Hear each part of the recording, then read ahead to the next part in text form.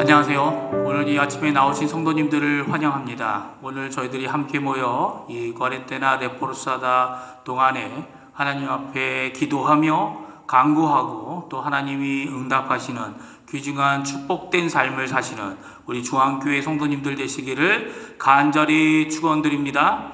우리 다같이 사도신경으로 우리의 신앙을 고백하시면서 2020년 7월 2일 목요일 아침 기도회를 하나님께 드리겠습니다. 전능하사 천지를 만드신 하나님 아버지를 내가 믿사오며 그 외아들 우리 주 예수 그리스도를 믿사오니 이는 성령으로 잉태하사 동정녀 마리아에게 나시고 본디오 빌라도에게 고난을 받으사 십자가에 못 박혀 죽으시고 장사한 지 4일 만에 죽은 자 가운데서 다시 살아나시며 하늘에 오르사 전능하신 하나님 우편에 앉아 계시다가 저리어서 산 자와 죽은 자를 심판하러 오시리라. 성령을 믿사오며 거룩한 공예와 성도가 설교통하는 것과 죄를 사하여 주시는 것과 몸이 다시 사는 것과 영원히 사는 것을 믿사옵나이다. 아멘. 이 시간에 하나님을 찬양하겠습니다. 찬송가 200장, 통일찬송가 235장, 달고 오묘한 그 말씀 찬양하겠습니다.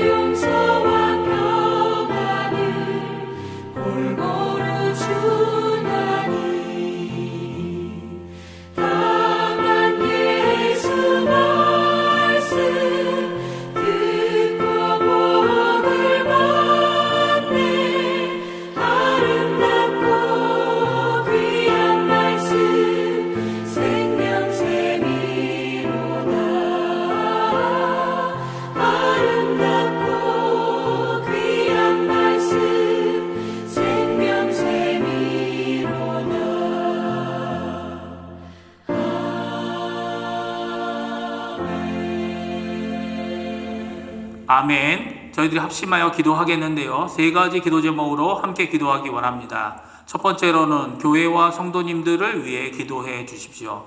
중직자들과 교육자들, 우리가 돕고 있는 선교사들, 당회와 위원회들, 전도회들, 교회 학교 각 부서들과 교회와 예배의 회복을 위해 기도해 주시기 바랍니다. 또한 교회에 연로하신 어른들과 병중에 계신 분들, 여러 가지 면에서 어려우신 분들을 위해 기도해 주시기 바랍니다. 또한 강혜지 어린이와 그 가정을 위해 기도해 주세요. 두 번째, 우리 조국 대한민국을 위해 기도해 주십시오. 한국교회와 위정자들을 위해 기도하실 때에 북한 선교와 자유평화통일을 위해 간구하시는 이 아침 되시기 바랍니다. 또한 우리가 살고 있는 아르헨티나를 위해서 기도하겠습니다. 지금도 수고하고 있는 의료진들, 봉사자들, 위정자들에게 하나님의 크신 위로가 임해서 하나님의 귀한 쓰임을 받아 이 아르헨티나를 하나님의 뜻대로 회복케 하는 귀한 하나님의 일꾼들 다 될 수 있게 해달라고 기도하시는 이 아침 시간 되었으면 합니다. 같이 합심해서 기도하겠습니다.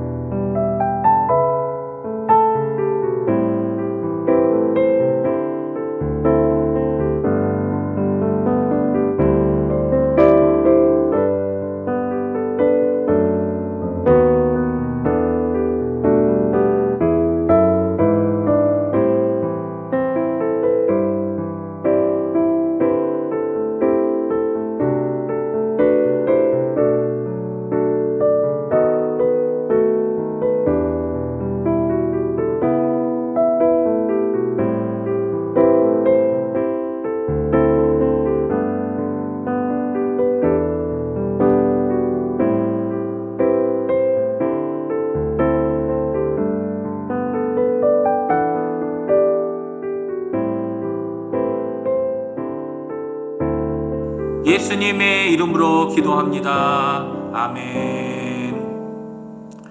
오늘 이 아침에 저희들이 같이 읽을 하나님의 말씀은 베드로전서 1장 13절에서 25절의 말씀입니다. 제가 갖고 있는 성경으로는 신약성경 378페이지에 있습니다. 다 찾으신 줄 알고 같이 읽겠습니다.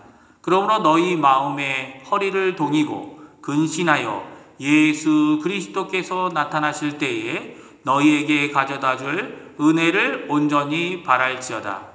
너희가 순종하는 자식처럼 전에 알지 못할 때에 따르던 너의 사욕을 본받지 말고 오직 너희를 부르신 거룩한 이처럼 너희도 모든 행실에 거룩한 자가 되라.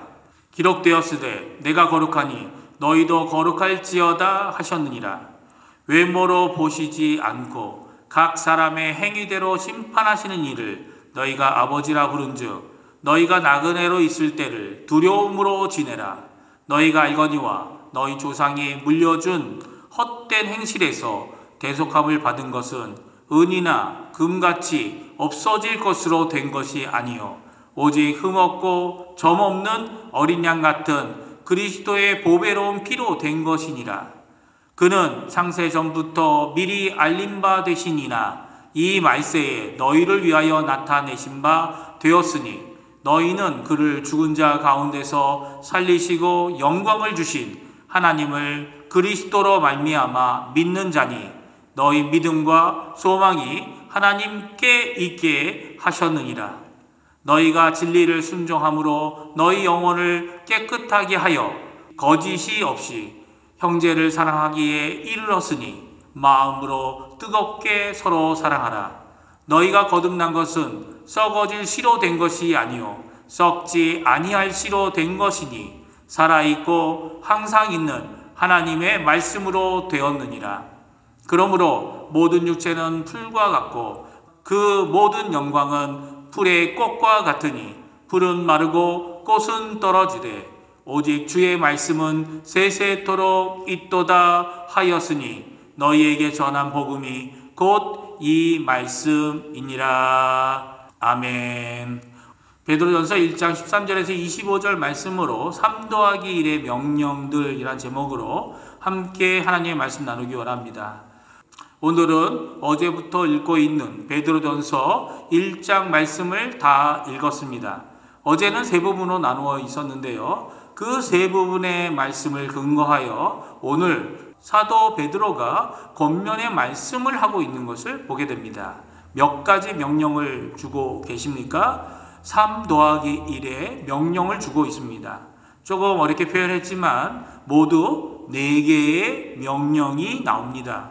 이 명령들은 믿음과 사랑 그리고 소망을 품고 사는 신앙의 나그네인 자들이 가져야 할 생활의 실천적인 명령들입니다. 그런데 이 명령들은 모두 계속 내가 나의 힘으로 지켜내야 할 사명과 같은 성격의 것은 아닙니다. 오히려 단회적이면서도 순종함으로 가져야 되는 상태를 강조하고 있는 명령들입니다. 우리가 명령들을 하나하나 살펴보았으면 합니다. 첫 번째 명령은 13절에 나옵니다. 우리 다 같이 한번 읽어보겠습니다. 13절의 말씀입니다. 그러므로 너희 마음의 허리를 동이고 근신하여 예수 그리스도께서 나타나실 때에 너희에게 가져다 주실 은혜를 온전히 바랄지어다. 여기 이 문장에서 명령은 허리를 동이거나 근심함이 중심 명령이 아닙니다. 물론 허리를 동여야 하고 또한 근신해야 하는 것도 중요한 명령입니다. 그러나 이 명령들은 그것 자체에 의미가 있는 것이 아니라는 말씀입니다. 이런 보조적인 절제함으로 정말 이루어내야 할 중심 명령이 따로 있다는 것입니다. 그것은 무엇입니까? 그것은 재림 때에 임할 은혜를 온전히 그리고 간절히 바라고 소망하라 라는 명령입니다. 미래에 있을 예수님의 재림 때에 받을 은혜를 소망한다면 지금 허리를 동이고 특별히 마음의 허리를 동여매고 금주, 금연 그리고 여러 가지 근신하며 절제해야 한다는 명령인 것이죠. 두 번째 명령이 나옵니다. 그것은 15절에 나옵니다. 다 같이 한번 읽어보겠습니다. 15절 말씀입니다. 오직 너희를 부르신 거룩한 이처럼 너희도 모든 행실에 거룩한 자가 되라. 오늘 특별히 우리를 부르신 하나님의 특징을 거룩이라고 말씀하고 있습니다. 우리를 부르실 때에 그 부르시는 이유는 세상의 세 속에 휩쓸려 다니는 것이 아니라 그 세상과 세 속에서 나와서 하나님의 자녀로서의 삶을 거룩한 삶을 세상 안에 가서 가지도록 하기 위한 것입니다. 세상의 빛과 소금이 되어서 살아야 한다고 말씀하고 계신 것이죠. 어떻게요?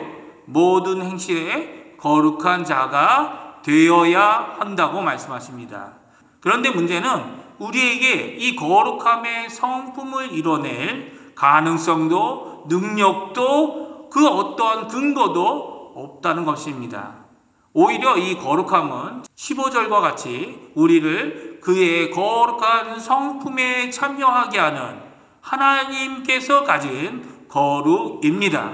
그러니까 세상에서 거룩이라고 여겨지는 그런 것들을 다 배제하고 하나님의 레벨, 하나님의 수준의 거룩을 요구하고 계신 것이죠.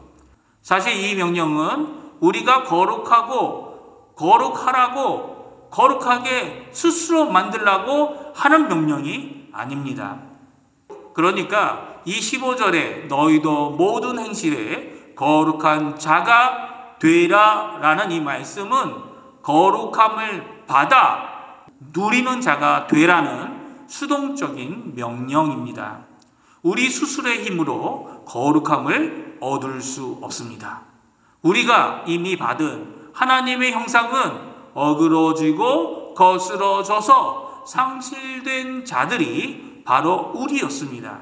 그런데 예수 그리스도의 보혈을 통하여 우리를 부르시는 또 우리가 하나님을 아버지라 부르게 하시는 그 하나님께서 거룩한 자가 되시어 그 거룩함을 우리에게 주시고 받고 누리는 자가 우리가 되어진 것입니다. 그래서 거룩한 자가 주시는 거룩함을 받을 때야만 하나님께서 원하시는 거룩함을 받는 자가 될 것입니다. 그러니까 이 15절의 말씀은 우리가 하나님으로부터 은혜를 받고 말씀을 받고 그러므로 말미암아 하나님의 성품의 성령의 능력을 따라 거룩의 열매를 맺혀 드려야 된다는 것이죠. 세 번째 명령이 나옵니다. 17절에 나옵니다. 우리 다 같이 한번 읽어보겠습니다. 외모로 보시지 않고 각 사람의 행위대로 심판하시는 이를 너희가 아버지라 부른즉 너희가 나그네로 있을 때를 두려움으로 지내라. 우리에게 국률이 풍성하신 하나님 아버지는 은혜의 하나님이시지만 심판의 하나님이시기도 합니다. 외모를 보지 않는 분이시다라고 말씀하고 계시죠. 이 말씀이 무슨 뜻입니까? 차별이나 구별이나 팔이 안으로 굽는 일이 없으신 분이 바로 우리 하나님, 우리 아버지이십니다. 그 심판의 엄중함을 알고 있는 자로서 우리는 두려움으로 지낼 줄 알아야 합니다. 이러한 두려움을 우리는 경외라고 표현합니다. 그러나 죽음 때문에 가지는 두려움은 아닙니다. 경외는 심판의 주님이시기도 하지만 우리를 자녀 삼으신 은혜와 긍휼과 자비의 하나님이기 때문에 가지게 되는 사랑의 자세입니다. 그런데 이 명령도 상태를 만드는 명령이기 때문에 수동적인 명령입니다. 두려움으로 지내는 삶을 받으라라고 명령하고 계십니다. 하나님을 경외하는 마음으로 하나님의 사랑을 알게 될 때에 생기는 것이죠. 나를 구원하기 위하여 고난과 고통 그리고 희생하여 생명값을 아들의 피로 속량해 주신 하나님 아버지의 사랑을 알기 전에는 정말 진실로 가질 수 없는 자세입니다. 우리 안에 경외하는 마음은 그런 하나님을 믿는 마음을 가질 때 온전한 경외를 하나님께 가질 수 있는 것입니다. 이런 경외의 모습을 친히 예수님께서 보여주셨습니다.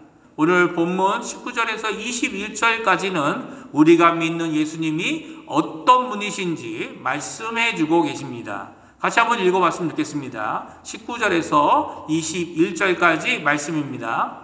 오직 흠없고 점없는 어린 양 같은 그리스도의 보배로운 피로 된 것이니라. 그는 창세전부터 미리 알림 바 되시니라. 이 말세에 너희를 위하여 나타내신 바 되었으니 너희는 그를 죽은 자 가운데서 살리시고 영광을 주신 하나님을 그리스도로 말미암아 믿는 자니 너희 믿음과 소망이 하나님께 있게 하였느니라. 아멘. 예수 그리스도께서는 자신이 하나님을 경외하시는 분뿐만 아니라 하나님을 향한 믿음과 소망을 우리들이 가질 수 있도록 하나님께 이끌어 주신 귀한 구원자 되시는 분이신 거죠. 오늘 네 번째 명령이 22절에 나옵니다. 우리 같이 읽어보겠습니다. 22절 말씀입니다. 너희가 진리를 순종함으로 너희 영혼을 깨끗하게 하여 거짓이 없이 형제를 사랑하기에 이르렀으니 마음으로 뜨겁게 서로 사랑하라. 서로 사랑하라 라는 이 명령은 혼자만 이루는 명령이 아닙니다. 이 명령은 공동체에게 주신 명령이죠. 특별히 이 명령은 아가페오라는 하나님의 사랑을 하라는 명령으로 되어져 있고 정말 희생적이고 이타적인 사랑, 그것이 바로 하나님의 사랑, 아가페의 사랑입니다. 그러나 이 사랑을 이루기 위해서는 거짓 없는 형제 사랑이 가능해야 합니다. 이런 사랑은 속에서, 특별히 마음에서, 그리고 영혼에서 나오는 사랑인데요. 그 마음과 영혼이 깨끗함을 가질 때에 가질 수 있는 사랑의 마음입니다. 그런데 이런 깨끗함을 누가 주시는 것입니까? 바로 하나님의 말씀인, 하나님의 진리인 성경 말씀입니다. 이 말씀을 순종하는 일은 짐이 되거나 독이 되거나 불의가 되지 않는다고 오늘 말씀해 주고 계십니다. 오히려 이 하나님의 말씀이 우리의 영혼을 깨끗하게 하고 우리의 마음으로부터 순전한 형제 사랑의 마음을 줄 뿐만 아니라 더 나아가서는 하나님의 사랑을 또한 다른 이에게 내어주는 아가페적인 사랑을 할 수 있게 해 주신다고 말씀해 주고 계십니다. 왜 그렇습니까? 23절에 나옵니다. 우리 다 같이 한번 읽어보겠습니다. 23절 말씀입니다. 너희가 거듭난 것은 썩어질 씨로 된 것이 아니요 썩지 아니할 씨로 된 것이니 살아있고 항상 있는 하나님의 말씀으로 되었느니라.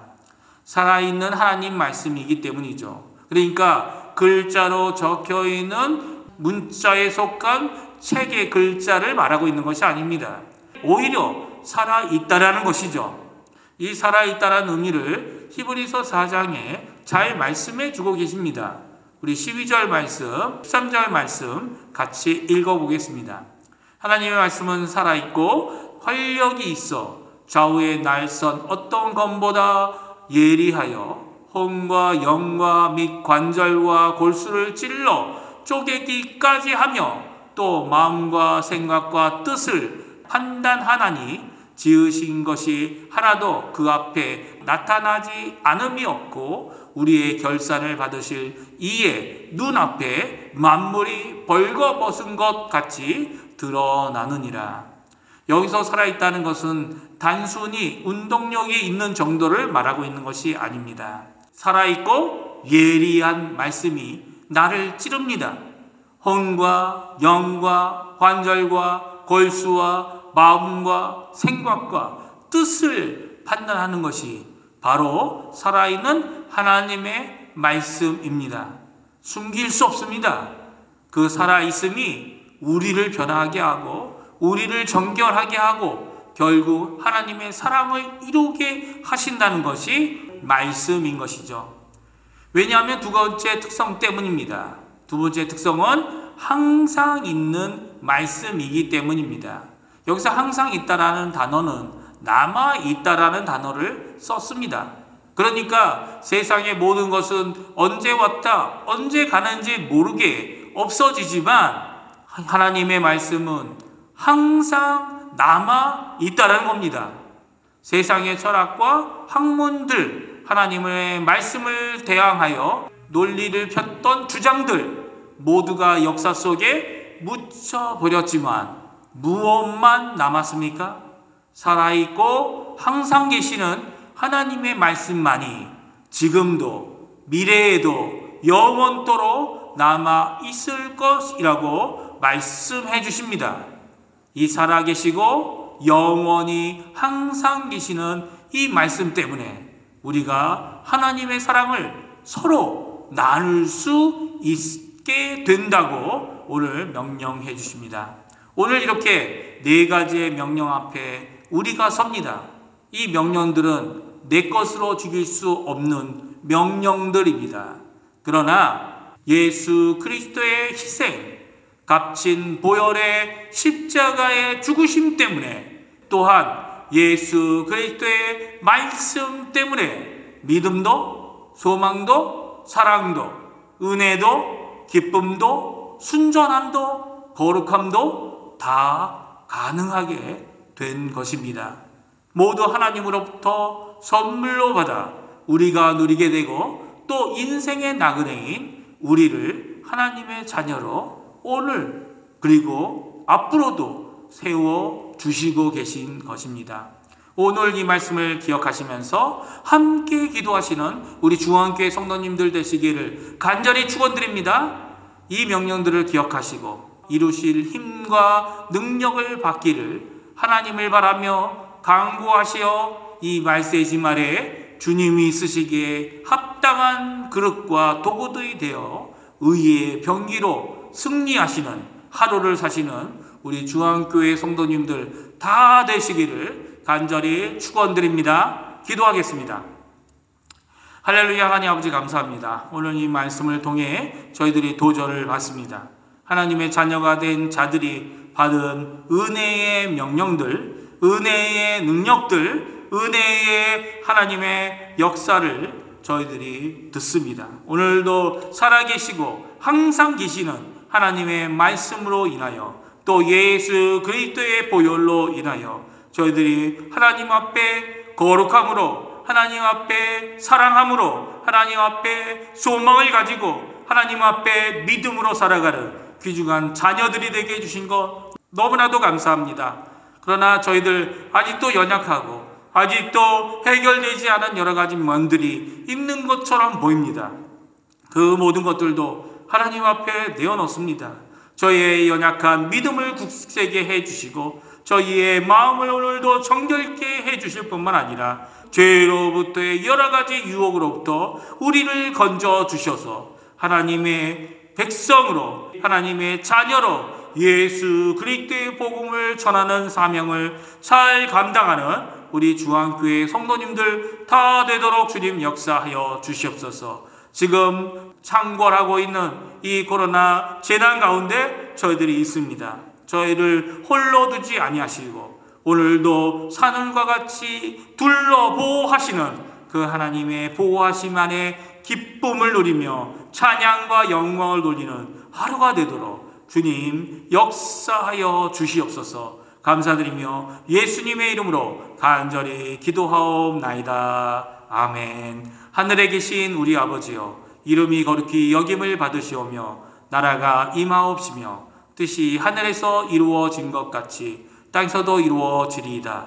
오늘날 우리에게 일용할 양식을 주옵시고 우리가 우리에게 죄 지은 자를 사하여 준 것 같이 우리의 죄를 사하여 주옵시고 우리를 시험에 들게 하지 마옵시며 다만 악에서 구하옵소서. 대개 나라와 권세와 영광이 아버지께 영원히 있사옵나이다. 아멘.